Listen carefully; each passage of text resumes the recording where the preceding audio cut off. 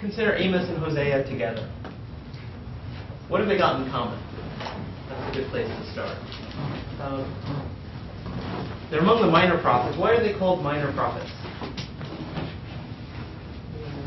Because they're relatively unimportant. Does it have to do with which kingdom of Israel they were present in? Like there was the kingdom of Judah, and then I don't know.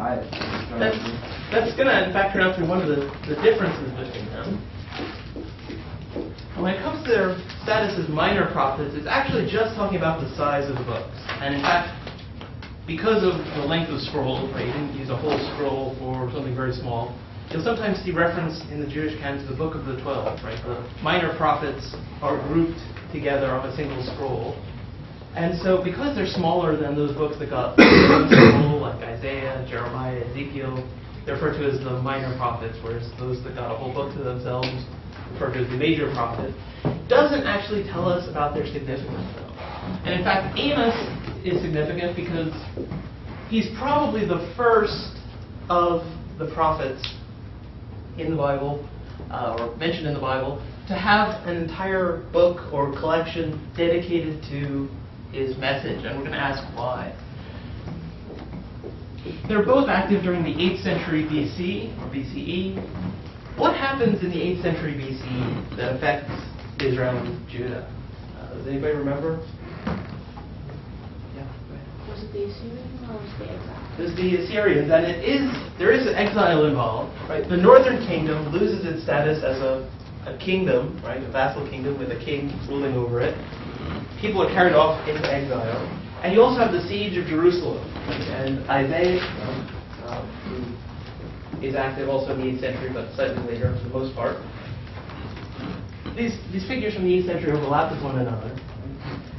The effect that it has on Judah is significant as well. Amos is from Judah. Hosea is from Israel. But both are in fact active in the northern kingdom of Israel.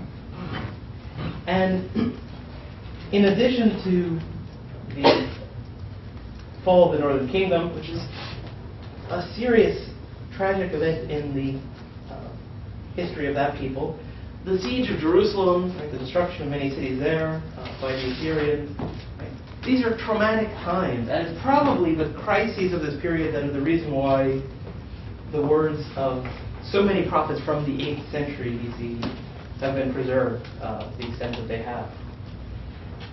The very start of the book of Amos says that he delivered this message 2 years before the earthquake. Whether that's a metaphorical reference to the earth-shaking events of that period or whether it refers to an actual earthquake, it's hard to say. But Amos predicts judgment, doom for the nation, and an earthquake and or the Assyrian invasion happen in this period. And so we have to remember that this is a period in which, right, we saw that kingdoms, not limited to Israel and Judah, think of their history as overseen by their nation's God. Right? And so if a prophet appears and says, disaster is going to come upon your nation, and then disaster comes upon your nation, people are going to say that person was speaking the truth. Right? And so one reason why Amos's message was preserved in the way that it was is presumably that subsequent events were felt to confirm his message. I want to make sure we get at least some of the highlights of the book of Amos and also some from the book of Hosea and understand what's similar and different about their messages. It'll tell us something important about the development of ancient Israel's religion, the origins of Judaism, the origins perhaps of its central emphasis on monotheism, or worship of one God alone. And there are also some interesting examples of different literary types that you might notice. So let's start with that first chapter, the first two chapters, right, where you have this repeated phrase, thus says the Lord, thus says Yahweh, for 3 transgressions of, and then the name of a place, and then for 4, I will not provoke the punishment. Where are these places? Damascus, Gaza, Tyre. Where are they in the Ammonites, Moab? Where are they in relation to Israel and Judah?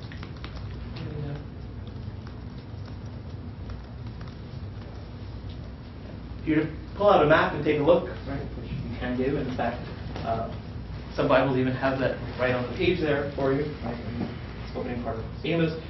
These are neighboring countries, right, and neighboring countries that these people don't always get along with. Right?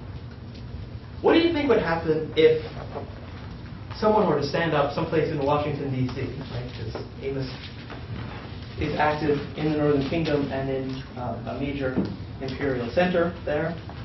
Somebody gets up in a public place in Washington, D.C. and starts saying something like, for 3 sins of Al-Qaeda and for 4, God is going to bring his wrath. For 3 sins of whoever, I don't know, let's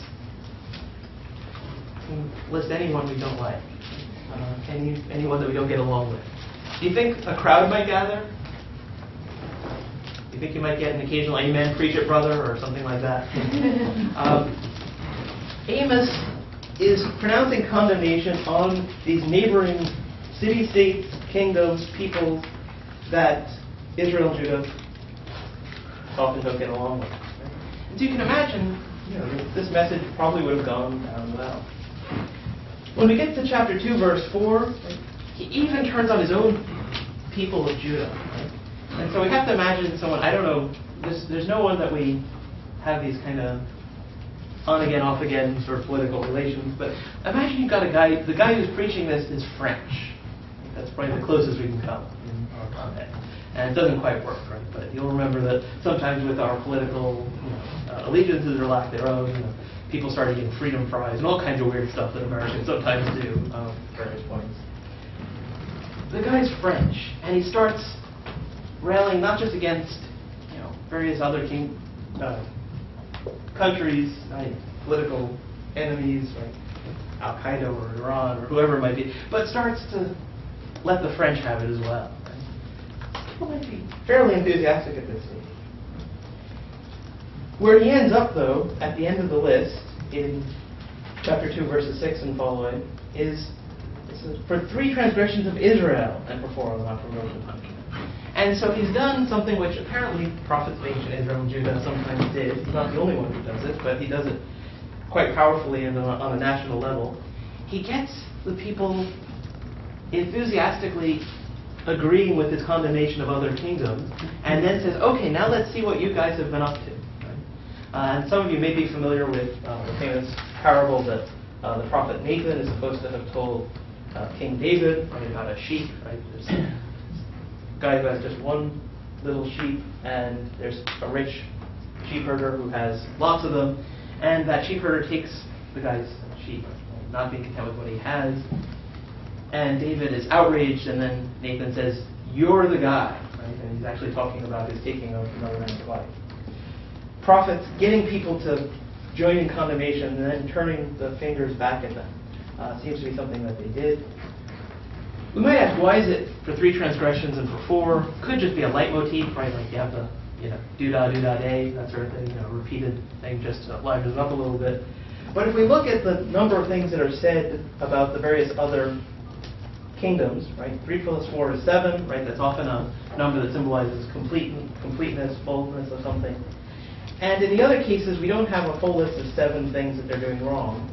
Whereas in the case of Israel, we do. Right? And so it may be that Amos is implicitly suggesting that Israel has really reached the limit of what God will tolerate.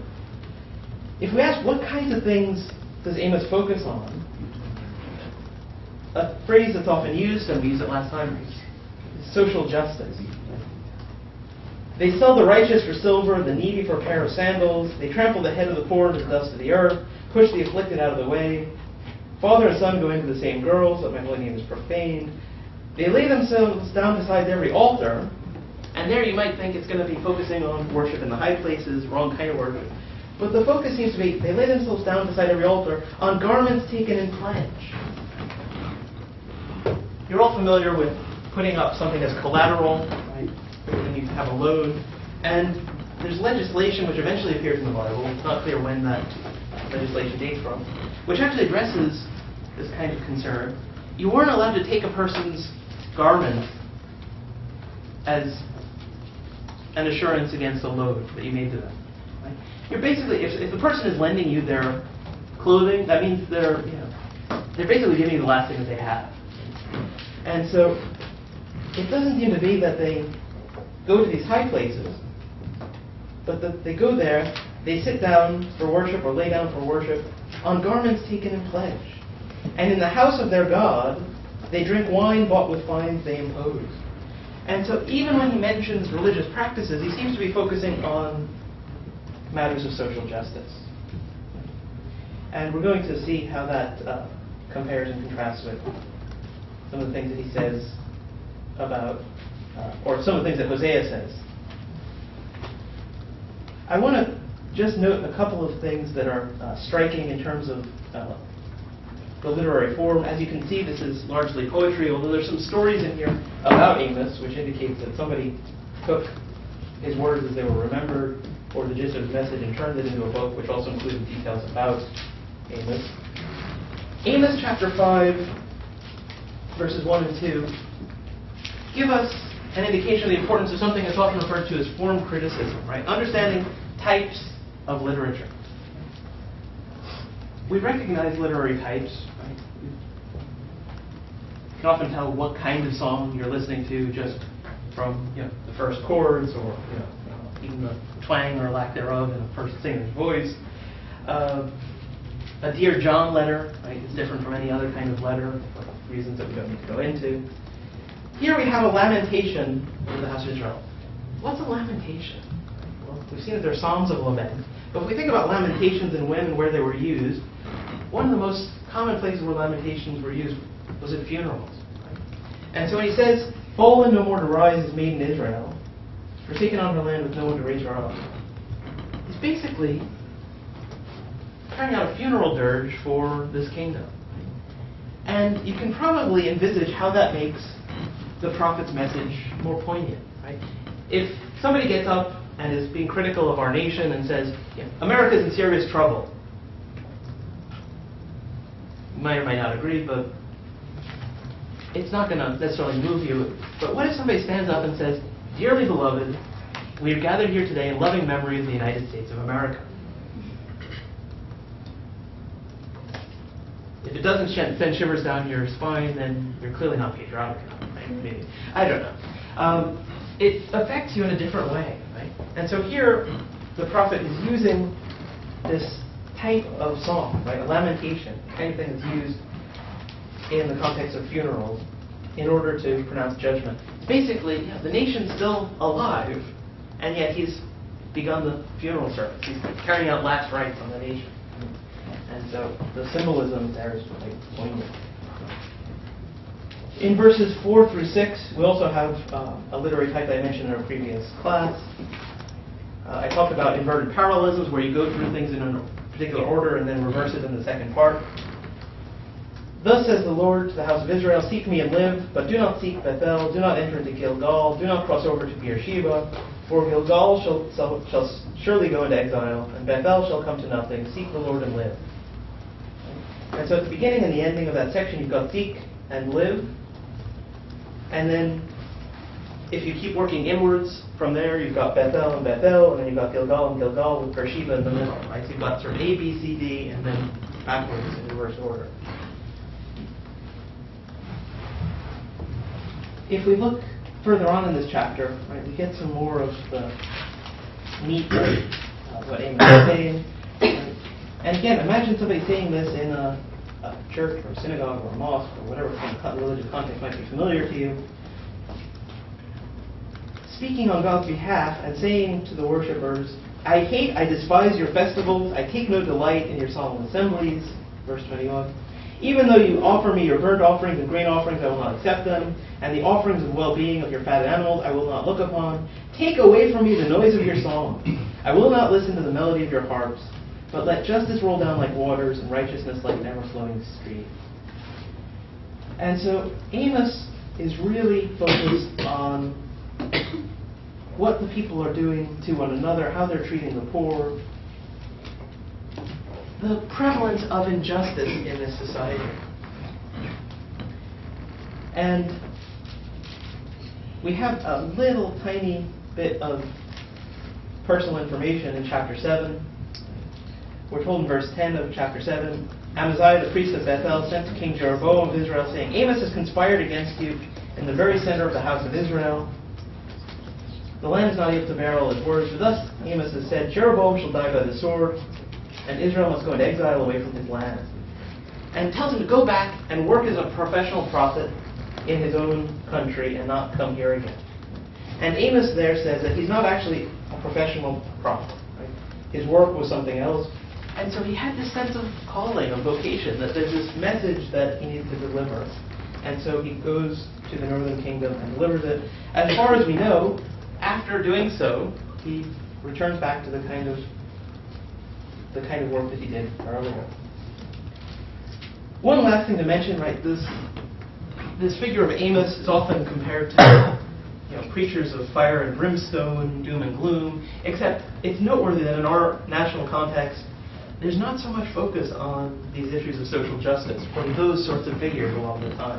I suspect you'll agree. One thing that he never warns the people or says, this is going to happen if you don't change your ways, is to say something about going to hell. And so there's an important difference. At this period in which Amos is active, that's not part of the worldview of the Israelites and of Judah. And so we see him threatening them with the kinds of things that people thought God would punish people with in that time period, which is disaster coming upon the nation within history, not in the natural life. That's Amos. Let me say a little bit about Hosea now, and then we'll have some discussion, and we'll look at some of the laws, and we'll talk about what it means to try to accomplish social justice. Because on the one hand, one of the things we'll see when we contrast or compare these two prophets, both of them talk about social justice, Amos more than Hosea perhaps. Hosea has a different focus that we'll talk about in a moment. They're appealing to people to do certain things or live in a certain way, and to the society to live in a certain way. Making laws for a society is a different sort of approach. Right? And we'll talk about what's different and how those might work, and how certain legislators in ancient Israel tried to approach some of these things. Right? Hosea is from the northern kingdom. One of the first things we're told about him, right? Hosea 1, verse 2, when the Lord first spoke through Hosea, the Lord said to Hosea, go take for yourself a wife of whoredom and have children of whoredom, for the land commits great whoredom by forsaking the Lord. So the first thing we learn, one of the first things we learn about Hosea is he's not happily married. And we might ask ourselves, is this a case of somebody actually having a dream in which it's told, go find, a literal prostitute? Or is it just metaphorical? Is somebody who's likely to be unfaithful to him, go marry? Or is this the prophet looking back with hindsight and seeing God's hand in this? In either way, or in either case, Hosea is the first person we know of who compares the worship of more than one God by the nation to marital infidelity. And this is going to become a key metaphor of the prophet, and it's going to be found in other literature. But those texts, even those commandments and those laws, are edited later, right? Whereas Hosea, we have this message that dates, at least in its origins, to the 8th century. And we have lots of references in books like the books of Samuel and Chronicles to the people not engaging in centralized worship, to the worship of other gods being widespread until this period. And so we seem to be at a key moment in the history of this particular idea that people should only worship the one God. If we look at his sons, just as we mentioned last time, Isaiah had sons with symbolic names. Here we have children that Hosea gives symbolic names to, and one wonders if they've got, there's like these possibly two meanings to them, right? Lo ruchama, not loved, right? Lo ami, not my people. Is that like not my kid? As well as, the symbolic national overtones, not loved, right? You've got this case of infidelity. Human beings, inevitably, and I don't think this is a controversial point, think about God and use metaphors for God that are drawn from human experience. Is it because this prophet had these experiences in his marriage that he had this particular insight or this particular way of viewing the relationship between the nation and their God? Does he feel that God is offended by their turning away because of his own marital experience? It's an interesting question. I don't want to say too much about Hosea, except that Hosea is the first figure that we know of who brings this into the picture in the way that he does. And you can compare him with Amos, who doesn't focus on this particular point. Right? He focuses on how people are treating other people, and then nevertheless going and offering sacrifice. Hosea is concerned with who people are offering sacrifice to. If we think about the history of this period, we can probably understand why it is that Hosea's message has the impact that it does. So much so that when we read later prophets like Jeremiah and Ezekiel, living sometime later, right, in the time when the nation of Judah is facing crisis at the hands of the Babylonians, we see them repeating the metaphors, or picking up the metaphors that Hosea introduces. How does this come about? Well, think about the situation, right? The northern kingdom falls to the Assyrians. And you're living in Judah. You're the king of Judah. You always wanted to be king of somewhere. But you're king for a moment in your imagination now, but it's a difficult crisis, right? I don't know if somebody would want to be king in this period. The Assyrian troops have devastated the northern kingdom, and now they're headed southwards to deal with you. And refugees have started flowing down from the northern kingdom. Right? And one of them must have brought Hosea's message, because this message becomes part of the Jewish Bible, right? The Bible of the people of Judah. Somebody comes down to Jerusalem and says, there was this prophet who was proclaiming that all this disaster is coming because we're worshiping other gods and not Yahweh alone. Right? It's like marital unfaithfulness. It's like spiritual adultery. That was what Hosea said. You're Hezekiah, right? King of in Jerusalem. And you're thinking, I got no other choices here. Maybe this will save us. Maybe the prophet was right. You centralize worship, right? You tell people to stop worshiping at the other high places. Jerusalem is besieged, but it doesn't fall. And that's an event that we have confirmation of from Assyrian sources as well as Jewish ones. And so this will seem to you, clear confirmation that what Hosea said was right.